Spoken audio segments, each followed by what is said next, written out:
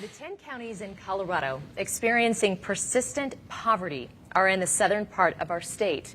They include the counties of Bent, Castilla, Rio Grande, Conejos, Otero, Prowers, Saguache, Alamosa, Crowley, and Fremont. That's where the median household income is less than $38,000. Food pantries are reporting unprecedented demand, with food prices that are largely reliant on fertilizer and fuel. How do we reverse inflation for those who cannot make ends meet? Mr. O'Dea, we start with you. Well, thanks for having me here tonight. It starts with the reckless spending that we've seen by Bennet and Biden over the course of the last 2 years. $1.9 trillion dumped into the market with a rescue plan. Michael Bennet, he doesn't get any results. He dumped $1.9 trillion into our economy that's caused record inflation.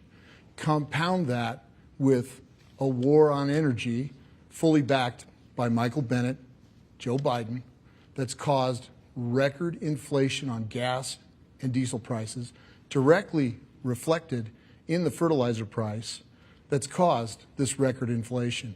Until we end the war on diesel, the frivolous spending, and the government intervention, they don't talk about all the red tape that's been put on our economy. That's got to stop. We need that to stop to get in front of this record inflation.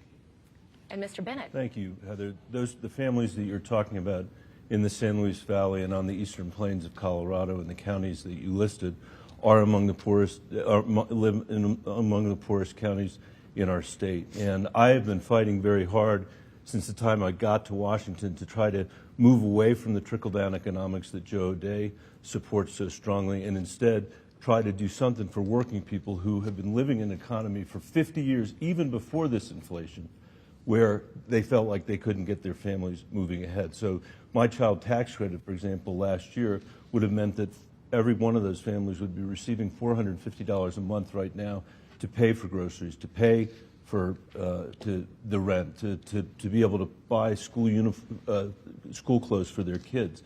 That's the difference between me and Joe O'Dea. I'm fighting for that. That's why I want to go back to make that tax credit permanent. He wants to make the tax cuts for that Donald Trump passed for the wealthiest people in America permanent.